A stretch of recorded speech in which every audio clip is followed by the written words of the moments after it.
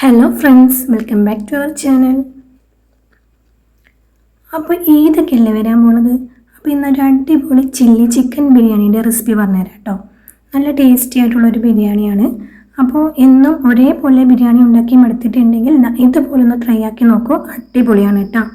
അപ്പോൾ നമുക്ക് എങ്ങനെ ഉണ്ടാക്കാമെന്ന് നോക്കാം, വീഡിയോയിലോട്ട് പോവാം. അപ്പോൾ ആദ്യം തന്നെ ഞാനിവിടെ ഒരു 1/2 കിലോ ചിക്കൻ എടുത്തിട്ടുണ്ട്. ഇതുപോലെ ചെറുതായി കട്ട് ചെയ്തതാണ്. ഇനി അതിലേക്ക് 2 ടേബിൾ സ്പൂൺ കോൺഫ്ലവറിൻ്റെ പൊടി ചേർത്ത് കൊടുക്കുന്നുണ്ട്. ഇനി ഇതിലേക്ക് ഞാൻ ചില്ലി ചിക്കൻ മസാല പൊടിയാണ് ചേർത്ത് കൊടുക്കുന്നത്. അതൊരു 3 ടീസ്പൂൺ ചേർത്ത് കൊടുക്കുന്നുണ്ട്. പിന്നെ ഒരു 2 ടീസ്പൂൺ കാശ്മീരി ചില്ലി പൗഡർ ചേർത്ത് കൊടുക്കുന്നുണ്ട് കേട്ടോ.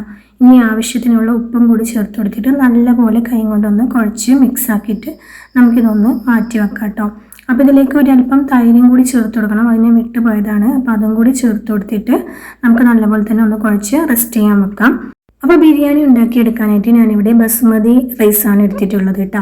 സെല്ലയുടെ ഇന്ത്യ ഗേറ്റ് ബസ്മതി റൈസാണ്. അപ്പോൾ അതൊന്ന് വെള്ളത്തിലിട്ടിട്ട് ഒരു 1/2 മണിക്കൂർ സോക്ക് ചെയ്യാൻ വെക്കാം. ഇനി നമുക്ക് ആ ഒരു റൈസ് ഒന്ന് വേവിച്ചെടുക്കണം. അതിനായി ഒരു കുടുക്കയിൽ വെള്ളം വെച്ചിട്ട് ഓയിലും സ്പൈസസും ഇട്ട് കൊടുക്കാം. എന്നിട്ട് നമ്മൾ സോക്ക് ചെയ്ത് വെച്ചിട്ടുണ്ടായിരുന്ന അരിയും കൂടി ചേർത്ത് കൊടുക്കാം. ആവശ്യത്തിന് ഉപ്പും കൂടി ചേർത്തിട്ട് ഇതൊന്ന് വേവിച്ചെടുക്കാം കേട്ടോ. അപ്പോൾ അതിവിടെ കിടന്നിട്ടൊന്ന് വെന്ത് വരട്ടെ. അപ്പോൾ ആ ഒരു സമയം കൊണ്ട് നമുക്ക് ഓണിയനും കാഷ്യും കിസ്മിസൊക്കെ ഒന്ന് ഫ്രൈ ചെയ്തെടുക്കാം കേട്ടോ. അപ്പോൾ അതിനായിട്ട് നമുക്കൊരു പാൻ വെച്ച് കൊടുക്കാം. എന്നിട്ട് അത്യാവശ്യം അതിലേക്ക് ഓയിൽ ഒഴിച്ച് കൊടുത്തിട്ട് ഒരു സവാള ഇതുപോലെ തിന്നായി കട്ട് ചെയ്തിട്ട് അതൊന്ന് ഫ്രൈ ആക്കി എടുക്കാം കേട്ടോ. അതൊന്ന് ഫ്രൈ ആയി വന്നതിന് ശേഷം നമുക്കിതൊന്ന് കോരി മാറ്റാം. ഇനി അതേ ഓയിലേക്ക് തന്നെ നമുക്ക് കുറച്ച് കാഷ്യും കിസ്മിസും കൂടി ഇട്ട് കൊടുക്കാം. എന്നിട്ട് അതും കൂടി ഒന്ന് ഫ്രൈ ആക്കി എടുക്കാം കേട്ടോ. അതൊന്ന് ഫ്രൈ ആയി വന്നതിന് ശേഷം അതും കൂടി നമുക്ക് കോരി മാറ്റി വെക്കാം. ഇനി ഈ ഒരു എണ്ണയിലേക്ക് തന്നെ നമ്മൾ റെസ്റ്റ് ചെയ്യാൻ വെച്ചിട്ടുണ്ടായിരുന്ന ഒരു ചിക്കനില്ലേ, ആ ചിക്കനും കൂടി ഇട്ടിട്ടൊന്ന് നമുക്കൊന്ന് വറുത്ത് കോരിയെടുക്കാം കേട്ടോ. അപ്പോൾ നല്ലപോലെ തന്നെ ഒന്ന് ഫ്രൈ ചെയ്തെടുക്കാം കേട്ടോ. അപ്പോൾ അത് അവിടെ കിടന്ന് ഇങ്ങനെ ഫ്രൈ ആവട്ടെ. അപ്പോൾ ആ ഒരു സമയം കൊണ്ട് നമുക്കിവിടെ നമ്മുടെ റൈസ് വെന്ത് കിട്ടിയിട്ടുണ്ട്. അപ്പോൾ ഒരു 90% വെന്താൽ മതി കേട്ടോ. അപ്പോൾ നമുക്കിതൊന്ന് ഡ്രൈ ആക്കി മാറ്റി വെക്കാം. അപ്പോൾ നമ്മുടെ ചില്ലി ചിക്കൻ ഇവിടെ ഫ്രൈ ആയി വന്നിട്ടുണ്ട്. നമുക്കിനി ഇതൊന്ന് എണ്ണയിൽ നിന്നും കോരി മാറ്റിയെടുക്കാം കേട്ടോ. ഇനി നമുക്ക് ബിരിയാണി ഉണ്ടാക്കാനായിട്ട് ഒരു ബിരിയാണി പോട്ട് വെച്ച് കൊടുക്കാം. അപ്പോൾ ചിക്കൻ ഫ്രൈ ചെയ്ത ഓയിലിനെ നമുക്കിതിലേക്ക് ഒഴിച്ച് കൊടുക്കാം കേട്ടോ. എന്നിട്ട് ഇതിലേക്ക് ഒരു സവാള കട്ട് ചെയ്തത് ചേർത്ത് കൊടുക്കാം. എന്നിട്ട് നല്ലപോലെ ഒന്ന് വഴറ്റിയെടുക്കാം കേട്ടോ. സവാള ഒന്ന് വഴണ്ട് വന്നതിന് ശേഷം ഇതിലേക്ക് ഇഞ്ചി, വെളുത്തുള്ളി, പച്ചമുളകും കൂടി പേസ്റ്റാക്കി എടുത്തതാണ്. അതൊരു 3 ടീസ്പൂണ് ചേർത്ത് കൊടുക്കുന്നുണ്ട് കേട്ടോ. എന്നിട്ട് നല്ലപോലെ ഒന്ന് ഇളക്കി കൊടുക്കാം. അതിൻ്റെ പച്ചമുളകൊക്കെ ഒന്ന് പോയി കിട്ടട്ടെ. ഇനി ഇതിലേക്ക് നമുക്ക് ചേർത്ത് കൊടുക്കേണ്ടത് നമ്മൾ ഫ്രൈ ആക്കി വെച്ചിട്ടുണ്ടായിരുന്ന ഒരു ഓണിയനില്ലേ, ആ ഓണിയന് പകുതി നമുക്കിതിലേക്ക് ചേർത്ത് കൊടുക്കാം കേട്ടോ. എന്നിട്ട് അതും കൂടി നല്ലപോലെ ഒന്ന് ഇളക്കി കൊടുക്കാം.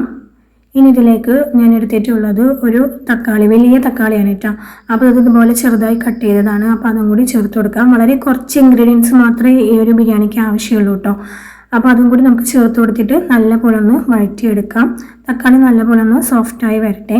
ഇനി ഇതിലേക്ക് ഞാൻ കുറച്ച് വെജിറ്റബിൾസ് ചേർത്ത് കൊടുക്കുന്നുണ്ട്. ക്യാപ്സിക്കും ക്യാരറ്റും ഇതുപോലെ കട്ട് ചെയ്തിട്ട് അതും കൂടി ചേർത്ത് കൊടുക്കുന്നുണ്ട് കേട്ടോ. ഇനി ഇതിലേക്ക് പൊടികളായിട്ട് 1 ടീസ്പൂൺ മുളക് പൊടിയും, 2 ടീസ്പൂൺ ഗരം മസാലയും, 1 ടീസ്പൂൺ മല്ലിപ്പൊടിയും, 1/2 ടീസ്പൂൺ മഞ്ഞൾപ്പൊടിയും ചേർത്ത് കൊടുക്കാം.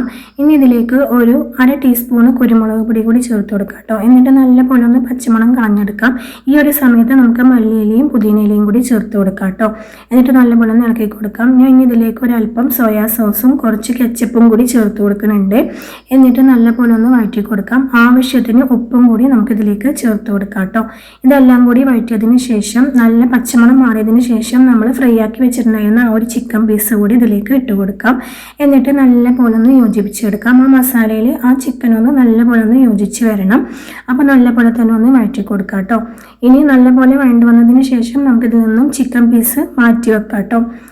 ബാക്കിയുള്ള മസാലയിലേക്ക് നമുക്ക് റൈസ് ചേർക്കാൻ വേണ്ടിയിട്ടാണ്. അപ്പോൾ നമുക്ക് ചിക്കൻ പീസൊക്കെ മാറ്റിയിട്ട് നമ്മുടെ റൈസ് ഇതിലേക്ക് ചേർത്ത് കൊടുക്കാം. ഇനി റൈസിൻ്റെ മുകളിലേക്കായിട്ട് നമ്മൾ ഇവിടെ മാറ്റി വെച്ചിട്ടുണ്ടായിരുന്ന ചിക്കൻ്റെ മസാലയും ചിക്കൻ പീസും കൂടി ചേർത്ത് കൊടുക്കാം. കുറച്ച് ഞാൻ ഫ്രൈ ചെയ്തിട്ടുള്ള ചിക്കനും കൂടി ചേർത്ത് കൊടുക്കുന്നുണ്ട്. ഇനി ഇതിൻ്റെ മേലേക്കായിട്ട് കുറച്ച് ഫ്രൈഡ് ഓണിയനും കാഷ്യും കിസ്മിസും മല്ലിയിലയും പുതിനയിലയും കുറച്ച് നെയ്യും കൂടി ചേർത്ത് കൊടുക്കാം കേട്ടോ. എന്നിട്ട് നമുക്കിതൊന്ന് അടച്ച് വെച്ചിട്ട് ഒരു 15 മിനിറ്റ് ഒന്ന് ദം ചെയ്തെടുക്കാം. ഇപ്പോൾ 15 മിനിറ്റിന് ശേഷം നല്ല പോലെ തന്നെ ദമ്മായി വന്നിട്ടുണ്ട്. അപ്പോൾ നമ്മുടെ ചില്ലി ചിക്കൻ ബിരിയാണി ഇവിടെ റെഡി ആയിട്ടുണ്ട് കേട്ടോ. അപ്പോൾ സൂപ്പറാണ് കേട്ടോ, അടിപൊളി ടേസ്റ്റി ആയിട്ടുള്ള ഒരു ബിരിയാണിയാണ്. അപ്പോൾ എല്ലാവർക്കും ഇഷ്ടപ്പെടും കേട്ടോ. അപ്പോൾ ഇതിനൊക്കെ നമുക്ക് വെറൈറ്റി ആയിട്ട് ഉണ്ടാക്കാൻ പറ്റിയ ഒരു ഐറ്റമാണ്. അപ്പോൾ എല്ലാവരും ട്രൈ ആക്കി നോക്കണം, കുട്ടികൾക്കൊക്കെ ഒരുപാട് ഇഷ്ടപ്പെടും കേട്ടോ. അപ്പോൾ എന്നും പറയുന്ന പോലെ തന്നെ എൻ്റെ ചാനൽ നിങ്ങൾ ആദ്യമായിട്ടാണ് കാണുന്നത് എന്നുണ്ടെങ്കിൽ ഒന്ന് സബ്സ്ക്രൈബ് ചെയ്യണേ, അടുത്തുള്ള ആ ബെല്ലൈക്കണും കൂടി ഒന്ന് ക്ലിക്ക് ചെയ്യണേ. അപ്പോൾ വീഡിയോ കണ്ടവർ കാണാത്തവർക്ക് വേണ്ടിയിട്ട് ഒന്ന് ഷെയർ ചെയ്ത് കൊടുക്കണേ. അപ്പോൾ ഇനി വീണ്ടും അടുത്തൊരു വീഡിയോ ആയിട്ട് വരാം. അതുവരയ്ക്കും ബൈ ബൈ.